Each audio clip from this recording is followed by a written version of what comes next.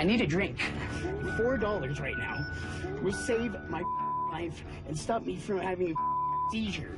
I am dead scared, dead sober, and not drinking for a lot more than I usually don't. And it's right there at the store. I apologize, you guys.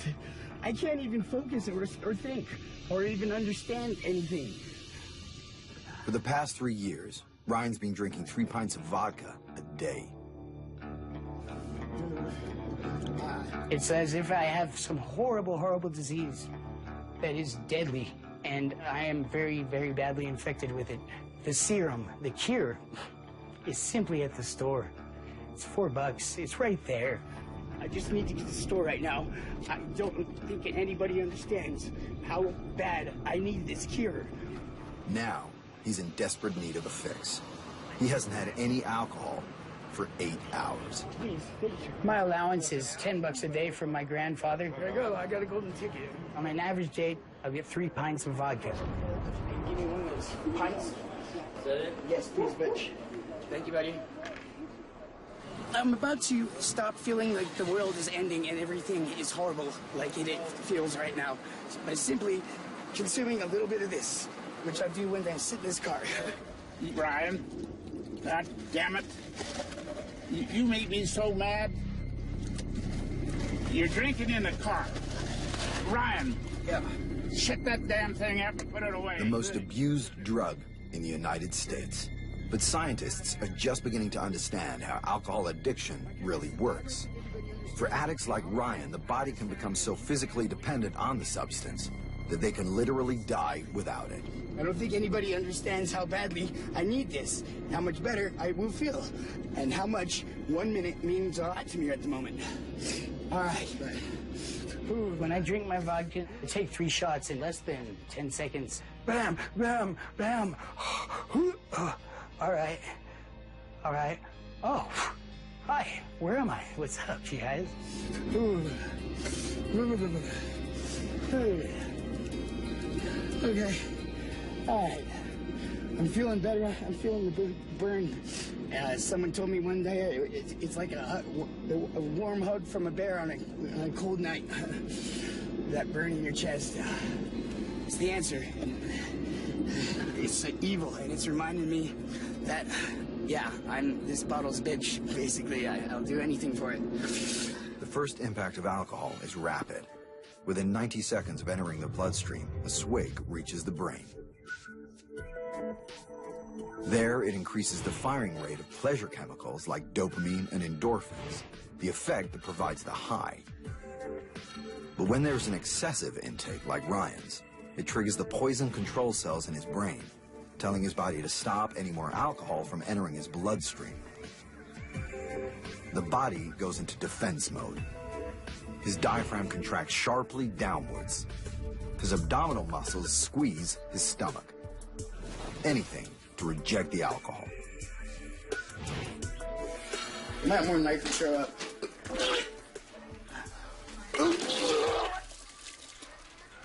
Recurrent vomiting is not just unpleasant. It's often a sign of damage to the major organs, like the liver or the pancreas. I keep telling him, do you want to die, Ryan? Are you going to die? You're on the right track. Just keep it up, keep it up. I'm very, very ill. But Ryan is trying to make a change. He's agreed to undergo a series of tests to determine the damage alcohol has done to his body. My biggest fears of the results of a physical exam is that Ryan's going to have extensive damage. I am actually pretty terrified about that. I got to have him pretty well stone sober. I haven't figured out how to get him that way yet. 3 days from now, Ryan will travel to a medical facility in Dallas, Texas, to see if the damage can be reversed, if his life can be saved. And I'm gonna be very scared. When I get the physical exam in Dallas, I'm sure lots more is wrong with me. After seeing the exam results, Ryan will be offered 90 days free rehab to become clean and sober. This could be his last chance. Here I go. I'm gonna get a lot of very good professional help, and I'll take it all. How do people become addicted? In Ryan's case, the odds were against him. Ryan's father, Tim, had a problem with alcohol, and we lived pretty much a really volatile life. The children of alcoholics are 4 times more likely to become alcoholics themselves. My dad used to be very violent. I'd get my smackings, my whippings, and it was always my fault, and I understood. He said, I trained you better, boy, and comb your hair. My father was schizophrenic, very bad. Tim would change at the drop of a hat. You never saw it coming. I've seen some scary things. He had my mother against the front door with a knife to her neck. When Ryan was a teenager, he began abusing drugs and alcohol. When he was 24, his father died. That's when he began to spin out of control. After Tim died, that's when you saw him as a full-blown, totally destroyed alcoholic. Today, Ryan lives with his grandfather. They always says you don't give drunk money, you don't give drunk liquor, but what are you going to do? If I didn't care for him, I wouldn't even show him any sympathy. I wouldn't have him in the house. Why do I do it? I guess out of love. Yeah, I'm going to try to get half of that bottle. You think it's funny? Well, no, don't take that from me. This is the first thing he'll be bugging me for in the morning. I'm giving him his part of the drink here so he don't get too much. And I save the rest for in the morning. He'll tear the house apart looking for it, so I hide it real good. Grandpa Bob knows the dangers of too much drinking. That's all you get tonight. What? Half of my pint poured out. Too much alcohol at one time can be lethal. The brain's automatic survival system gets overwhelmed. It just shuts down. The brain stops sending signals to the lungs, so they stop breathing. The throat stops working. The gag reflex isn't triggered when the airway becomes blocked. A person can choke on his own vomit or suffocate, even when he's asleep. The threat of death hangs over every alcoholic. Ryan's killing himself, and Ryan knows he's doing it. I want him in a program. He went to a 30-day program, but he just went back to drinking again. Ryan needs to be put in rehab, but he needs to be put in one that is longer than 30 days. 30 days will not cure him.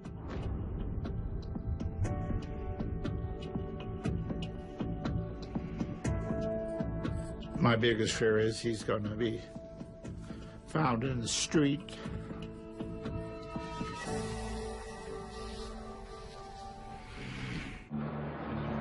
It's 2 days before Ryan's physical exam.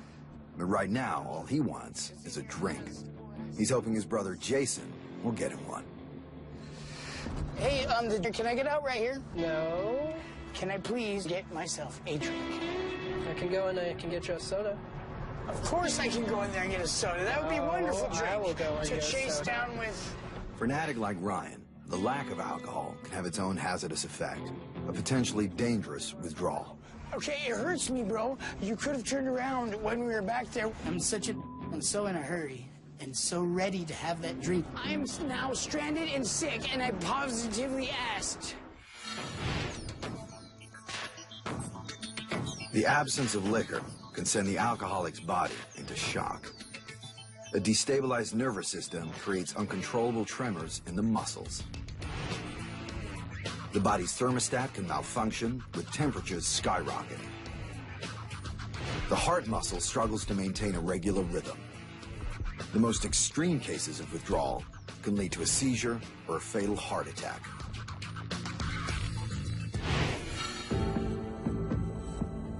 It's hard to see my brother like this.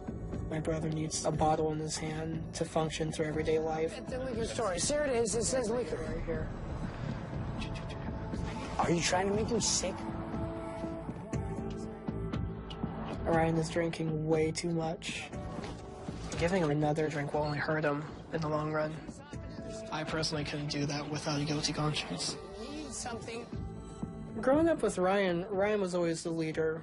We always followed suit right after him. He was the protector.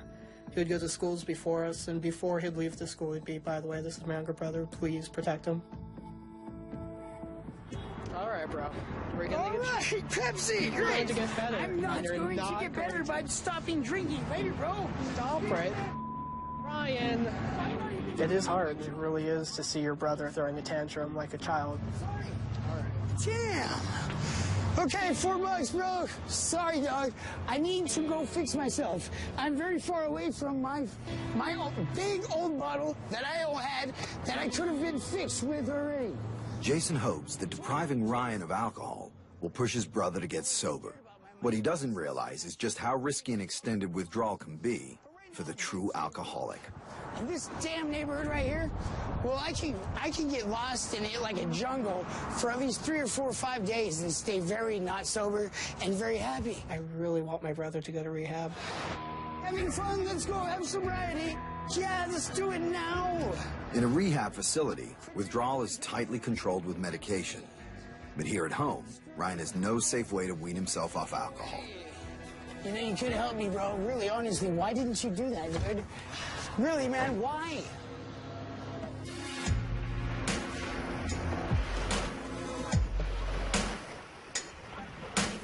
Still desperately craving alcohol, Ryan's hoping his ex-girlfriend, Shalene, will provide him with a pint. I'm sorry. I don't care how much vodka you have. I'm worried about how much I have. And you know how much you have. How would I know? What you don't know is how much I have, and you don't need to. Ironically, the very thing that poisons the alcoholic's body may be keeping him from dying. With a serious alcoholic, you have to understand that his withdrawal can lead to death. I am in need of a drink. No. Do you know that 3 pints makes a good day for me comfortably? When an alcoholic like Ryan stops drinking, withdrawal symptoms can be hard to fight. Body tremors or high fever can begin in as little as 5 hours. I appreciate anything and get bakers, not choosers. Let me see your hands.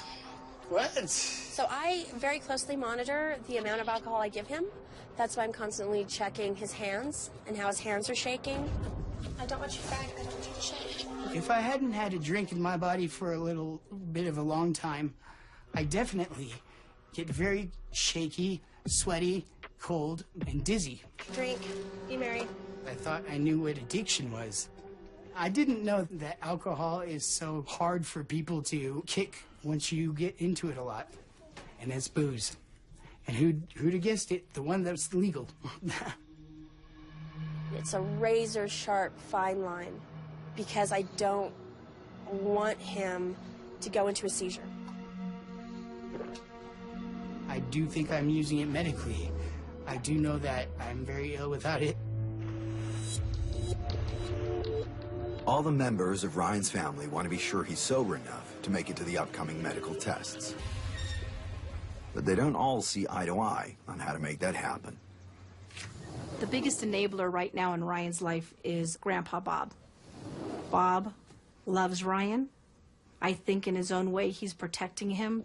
He may think he's helping, but he's destroying him. And in my mind, he's actually slowly killing him.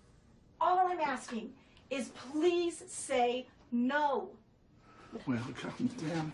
You keep interfering with everything. I will not be dictated to. We're not dictating. Well, I'm kind of pissed off. We get in a fight sometimes. She's trying to do her best. But I think Janine's probably a little too strict with him. That's all you want to hear. I'll say that. Okay. All right. If all of us love Ryan this much, then let's all work to get Ryan on the right path.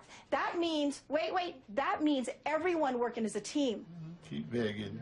You're cruel to that boy. I didn't realize what a cruel man you were. But I ain't Thank you taking for no what orders you've from done. her. Okay, and but so you're not she I'm not said, taking orders. "Get I'm out. telling you. Get out of here. Get out Thank of you here." for what you've done. You've done enough. You're no longer needed. Alcoholism doesn't just affect Ryan, it affects all of us.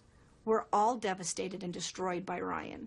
We all don't know how to handle it. I hope you choke on the rest of what's left of your heart, old man. If all goes well, Ryan will be leaving for Dallas in a day to begin the physical exam. But will the testing motivate him to take the difficult step and get into rehab. My brother needs to get away from everything, disconnect himself from every last person, including myself, and finally turn his life around.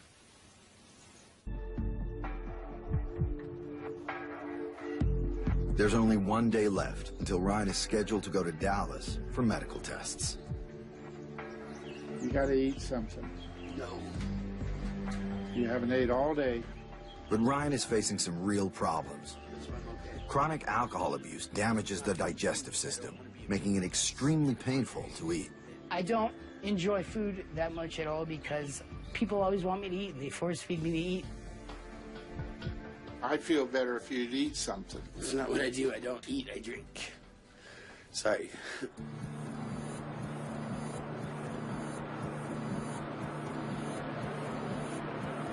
Like all alcoholics, Ryan is compelled to keep drinking because the delicate balance of chemicals in the brain has shifted to compensate for the daily onslaught of liquor. Can I get that? As it compensates for daily doses of liquor, the brain becomes hardwired to expect alcohol in order to achieve chemical stability, so the alcoholic can feel normal. Just pop that right in my pocket. It's packaged in one bottle, and it's cheap. Blink, blink, blink, blink. Instant gratification. Too much is never enough. Instant dirtbag. Combined in bottle. To keep Ryan focused before he leaves, Grandpa Bob is dropping him off to visit some friends. They want to make sure Ryan follows through with the medical testing and gets into rehab. What's it cool if I enjoy a cigarette butt right here? I got a couple of my friends. They're very good people. Here, come with your water. They're very upset with me and with my alcoholism. Is that your first pint? Yeah. Indeed. What's your biggest fear about getting sober, man? Sobriety. I'm not into it, dude. You should try for like a year. I'm not very ready. I'm very scared, bro. Here I go. I've forgotten what sobriety's like, and don't know who the hell I am. I'm so scared of it. For Ryan, like all heavy drinkers, the impact of alcohol is clear. How's it eating today? Short term, it slows down brain activity, causes speech to slur, and can create a temporary drift in and out of consciousness. The long-term potential is scarier. Major organs can be permanently damaged as they fight to cope with the constant flow of liquid poison around the circulatory systems. The brain actually shrinks as exposure to alcohol deforms neurons and diminishes cells. The heart is slowly weakened as it pumps contaminated blood around the body. And the normal digestive process of the pancreas is sent into overdrive as it struggles to cope with both food and toxins. Eating causes extreme pain as the organ becomes inflamed. And the liver is repeatedly scarred, which can lead to a total breakdown of its ability to function. He's obviously right now not the life of the party, but usually he is. And he gets along with everyone great. And it sucks that I've watched him go from the Ryan I know, or that I knew, to this. He's the same age as me. And I'm watching him die. He's a good guy, so we've all tried to help him out. He's just going through something that no one has put a rein on. The upcoming medical evaluation will reveal just how much damage has been done to Ryan's body. Shalene has come over to take him back home. Ryan needs help to get around because of an injury that never healed, a broken hip. The reason why I broke my hip was because I needed to get to the liquor store. I didn't have a ride. I did have a bike. It was very dark. I know a trail through the woods. I thought I was right on it. Well, you can't walk that way. Come on, this way. I hit some sort of a log laying down. My handlebars turned on the log and went into my thigh, and broke it at that very moment. Didn't know it was broken. Don't make me that falls on the stairs. There we go. Instead of buying the medications, I spent that on drinks and walked around anyway. Is there room in the side? There's room for you. Come on. Come on. I'm gonna put Where are you. you taking me? I'm taking you to Grandpa's. I'm gonna take you up there for now. I'll stay with you. Okay? Shalene is the most beautiful woman I've ever met in my life, inside and out. The love of my life, the one that got away. That's who she is. Got it? Watch your hand. She's smart as hell. She's a firecracker. She's taught me so much. You're probably somewhere in between 1.5 and 2 pints. Just about. You got me. Sorry about that.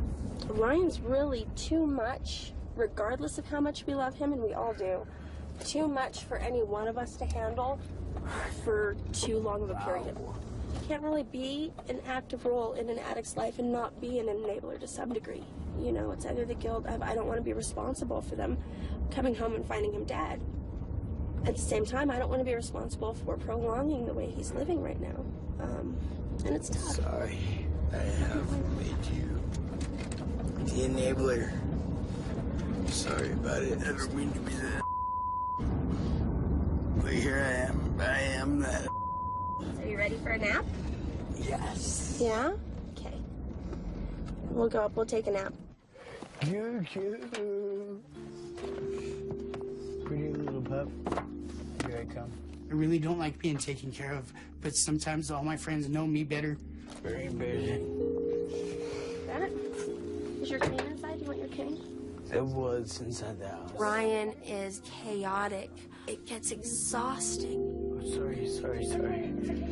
Don't mean to dip you at all. Anytime I show up at Grandpa's, I'm like, oh my goodness, thank gosh. And wow, cool, there's my old chair. There's my old puke bucket. But wow, I'm not doing so very well. I'm seeing double, if you want to know the truth. Of course, alcohol's damage isn't only physical. Brain trauma can distort the mind sense of reality. Here I come. The toxins can break through the natural filter system in his brain and seep into his brain tissue. The result is psychosis, hallucinations, hearing voices. Symptoms also suffered by people with schizophrenia. Holy oh my gosh, this is scary. Yes, she's there. I am confused. I am delirious. I don't understand much. I can't make 4 out of 2 plus 2. I found myself one day looking for a gallon of milk in my sock drawer. I know I had this purple lady, by the way. Her name's Eleanor. She has no head. She's purple. Perfect. And when she turns her neck, it squeaks. I get very confused and, you know, I'll believe anything, and I hear voices in my head. I don't want to hear my own thoughts. I don't want to be alone. I'm scared. I might be schizophrenic. Ryan's hallucinations may be the result of the alcohol, but what really scares him is that it's a sign of schizophrenia, like his father. He's worried what his upcoming medical tests will reveal, and it's all starting tomorrow. I'm scared. I'm very scared.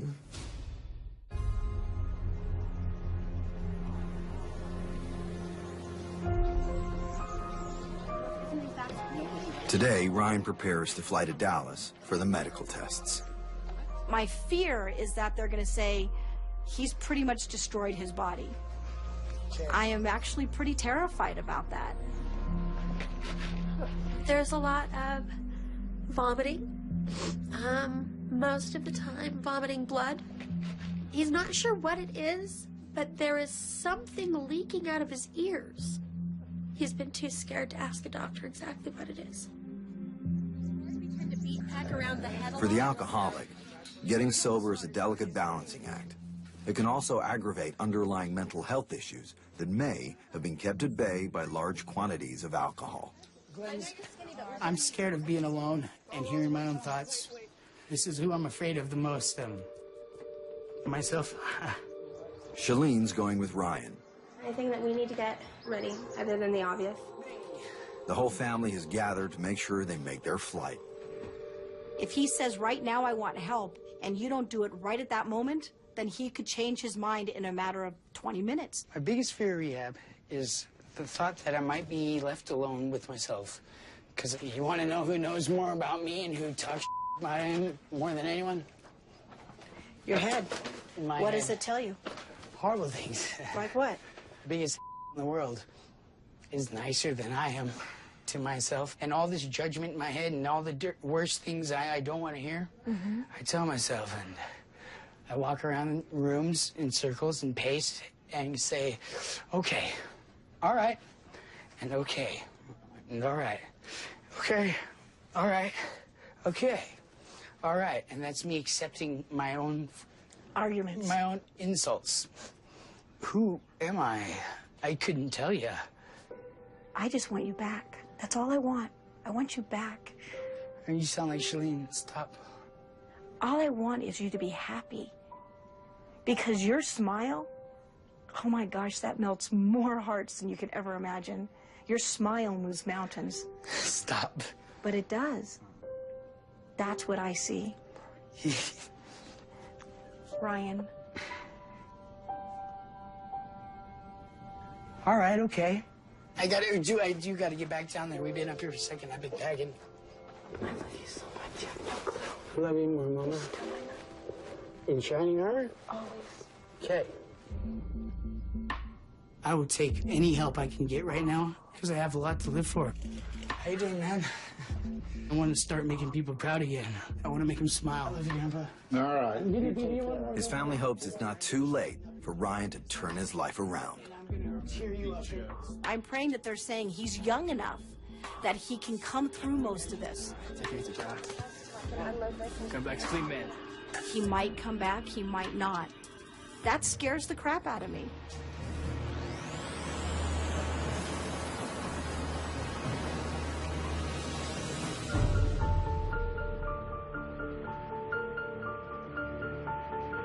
I knew I'd be scary.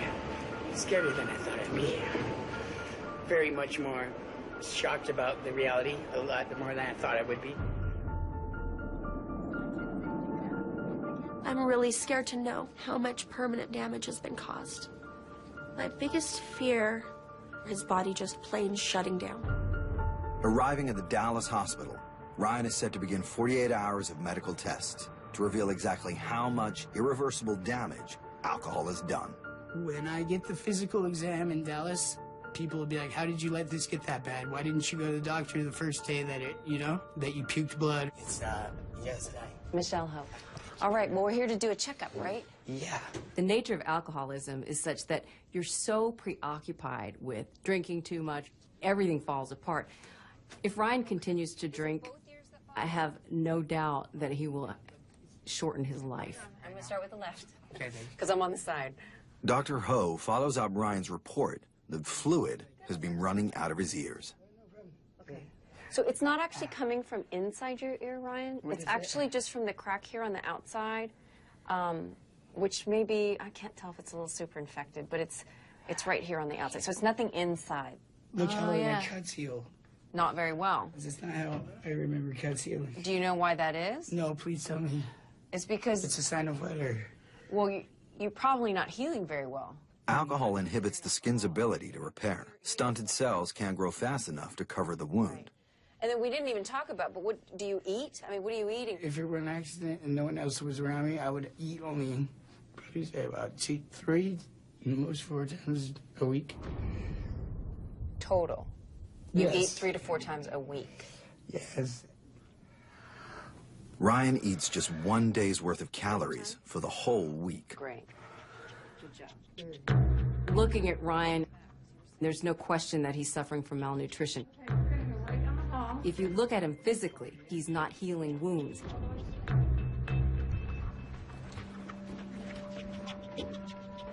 Ryan's reluctance to eat because of the pain it causes him has starved his body of the vital nutrients it needs. I'm very concerned about his poor nutritional status because he doesn't eat, basically. He's just drinking. And I'm also concerned about his hip. X-rays will pick up any injuries to his bones. I want you to drop your legs. Oh, okay. There we go. That's perfect. On closer look, Ryan's hip is showing more serious damage than an unhealed fracture. Deposits from alcohol have strangled the blood vessels in the region. The bones in the hip joint are cut off from the vital nutrients they need to rejuvenate. Over years of excessive drinking, the bone has begun to die. It's called a vascular necrosis. I was really shocked at how badly his hip looked. Show me your walk. Watch this out. Yeah, show me. With limited blood supply to Ryan's joint bone, there is no hope of his hip getting better without major surgery. One has to be one way, one has to be the other. Right. I just noticed that. There's basically no ball inside the socket It's just all pulverized. from that bone just pushing right up into the bone. And he's walking on that. Truthfully, when I look at Ryan, I mean, his body's just been decimated by this alcohol. The real question is the condition of Ryan's internal organs. And they're next on the list. As the medical tests continue, Ryan is about to find out the damage that alcohol has done to his body and what can be done about it. My organs are shot. They hurt every day. I'd be weird feeling if they didn't. It's the organs of a chronic alcoholic that suffer the worst damage, as they absorb poison 24/7. The heart is slowly weakened, but the two most vulnerable organs are the pancreas and the liver. The liver becomes so overloaded with alcohol that it can break down and die. Your liver lives over Yeah, here. yeah, that one hurts. Yeah, that's what I figured. Because I think it's That's enlarged. a good sign. Well, it's not good for your liver to be enlarged Oh, because okay. it's stressed out. You know, your right, pancreas, okay, which is the okay, there. yeah, you know where he is. Yeah, okay, that's your pancreas, and that's that That one pain that hurts, goes that one here hurts, and goes way back here. Yes. That's your all your Right where my pancreas. ribcage cracks. The pancreas is the main cause of Ryan's pain when he eats. Its primary function is to release enzymes into the small intestine to dissolve food as it passes through the digestive system. But when the pancreas gets confused by the toxicity of alcohol and releases enzymes into its own tissues, the organ starts to cannibalize itself, causing extreme pain.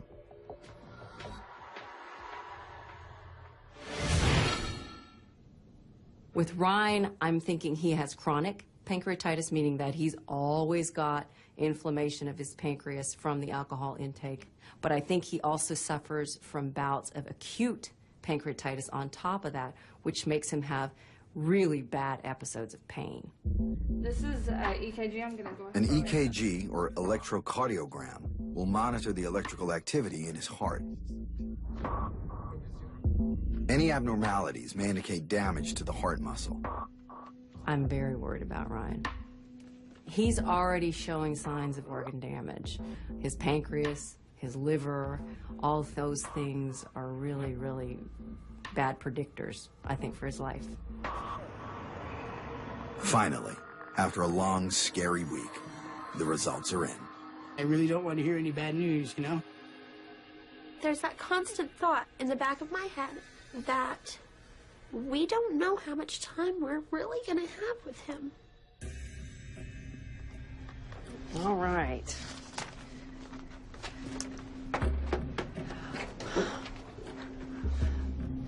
It's not very good, Ryan.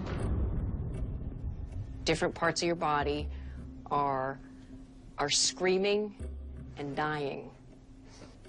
Your liver is suffering, your pancreas is suffering. When the liver quits functioning, then you quit functioning. It's gonna kill you. I know that your life flashes before your eyes before you die. Well, I've seen it, and it didn't take more than 3 seconds. My whole life. Every single drink that you take continues to poison you. I don't want somebody to walk into a house one day and find you dead. That's the position we're in. It doesn't get better if you keep doing this. It's not going to get better unless you quit drinking. This could be one of your few last chances. Quit. Alcohol is the root of my demise. God will only give you so much time, and then just a little bit more. It's the final day of Ryan's tests. This morning, he'll undergo a psychiatric assessment, but it's going to be a challenge. I'm having a pretty tough morning. I found myself stranded without a drink last night because I didn't know that they stopped serving alcohol at 9 at the liquor stores. And don't start until 10. I'm about an hour away from 10 o'clock and just kind of waiting for the cure. Ryan will be suffering withdrawal symptoms even as the doctors examine his mental health, and he's concerned about what they'll find. He hears things. It could be the progression of schizophrenia, if that's what it is, or the alcohol. I just don't know. I don't want to hear my own thoughts. I don't want to be alone. I isolate when I get sober. I hear voices in my head. Ryan. How you doing? I'm Dr. Urschel. Nice to meet you. Nice to meet you, too. Hi. I'm Shalene. Shalene, nice to see you. How are you? Ryan, why don't you have a seat here? Shalene, do you mind sitting there? Please. Take your time, no rush. I'm an addiction psychiatrist, so I actually specialize in alcohol and drug treatment. All I want to do is help you. Sometimes people actually have a psychiatric disorder, an ongoing psychiatric disorder, like depression, anxiety, bipolar disorder, and schizophrenia. It's a lot easier for an addict over and over to just use the alcohol and drugs and make themselves feel better. This poses a significant challenge to recovery. Good. Are you pretty anxious right now? You need some alcohol? Yeah. I understand. Because you're shaky, I excuse you. Let me talk to Ryan for a minute. You can go out and get some of the alcohol. I just want you to get... After a morning sober, Ryan's in desperate need of alcohol. Dr. Urschel has given Shalene permission to get some. What are the things right now, besides the alcohol, you're thinking something may be going on in here? Mm-hmm. Okay. I talk to myself. I don't talk out loud. Description is, yeah, someone who knows me too well that is talking down to me. You know, in my own head, I'm saying, you dumbass, you're drunk, you know? That's why you got no friends. You're criticizing yourself all the time, yeah. In my questioning of Ryan, what I'm trying to do is to tease out whether his hallucinations that he's hearing are either in his head, which would be self-talk, or are they actually auditory, where they're actually hearing voices outside of his head. Different than those thoughts. Do you ever hear voices talking to you? I hallucinate very well, but, you know, who is that? Or... So is it usually just talking in your head, or are you actually hearing it with your ears outside your head? All 100% in my head. Right. The doctor is zeroing in on a diagnosis. I dream. And Ryan's happy his fix has arrived. Okay, why don't we stop and we'll get the alcohol. I love you so much. I really appreciate that. Should you just have one? You only got a half? No, I have another bottle. You said you wanted something to put in your pocket, so you knew you had it on you. Okay. Okay. Exactly. When I get my hands on the bottle, I know that I can crack that bottle anytime if I need. I get more and more angry and in a hurry and rushy the closer I get to the bottle. Oh, man. I know. I need help. I'm coming back. $1 million. Back up. Ryan's feeling better, but now he faces the moment of truth. Is he in fact a schizophrenic? Will he have to battle to get sane as well as sober? Come on in. Ryan, if you'll sit over in the end. Shalene, if you'd sit over on this side, that'd be great. Ryan's been wondering for years if he is schizophrenic like his father. Now, he's about to find out. So, Ryan, based on my evaluation, I don't think you have schizophrenia. Okay? That's a really positive thing for you in your life. That was really good. That's what I was just getting out of that. Thank you. I think that he actually does not have schizophrenia because his auditory hallucinations were all in his head, which I described as self-talk, and were not auditory where he was hearing voices outside of his head. This is very important because if he doesn't have schizophrenia, he has a much better chance of a successful sobriety. Would you excuse us for just a few minutes and then we'll come out? Is that all right? Of course. Right. Now comes the most important question. All right, so, Ryan, are you willing to go to treatment to get all these tools you need to save your life? You're not going to get better on your own. One thing most addicts have is an abject terror of going to treatment. You feeling any of that? Yes. You're going to have a lot of help doing it. You're not going to do this by yourself. So you need to decide right now whether you're willing to go to treatment.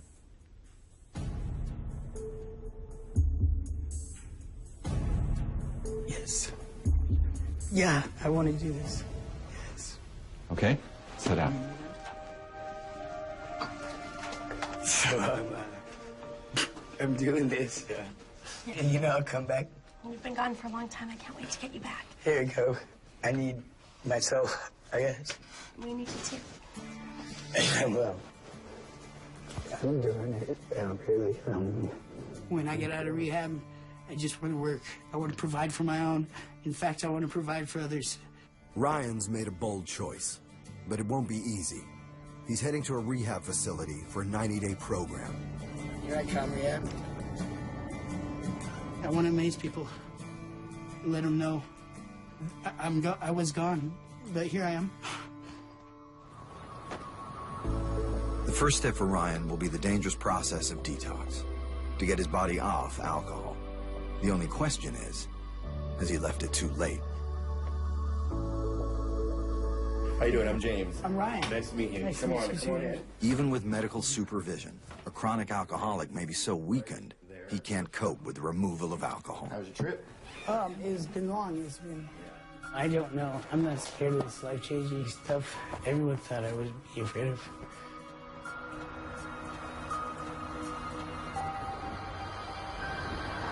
Might not want to leave. Ryan took a courageous step. But 17 days into rehab, he died. He was only 28 years old.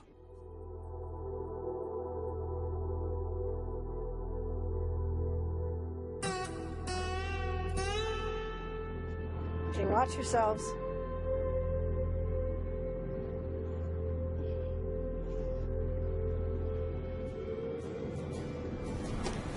Beautiful up here.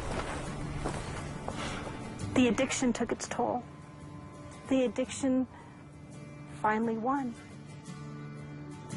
Ryan's body, by all rights, should have shut down a long time ago, and it is only by the grace of God and an act of will on his part that he made it as long as he did. We can't think of this world without you. But we know you're always watching over us and loving us. We miss you. Alcoholism is not an individual disease. It's a family disease. It affects every single person in the family. It's a poison. It's a poison to your body. It's a poison to the brain. It's a poison to every part of your body. That's what alcohol is. A poison.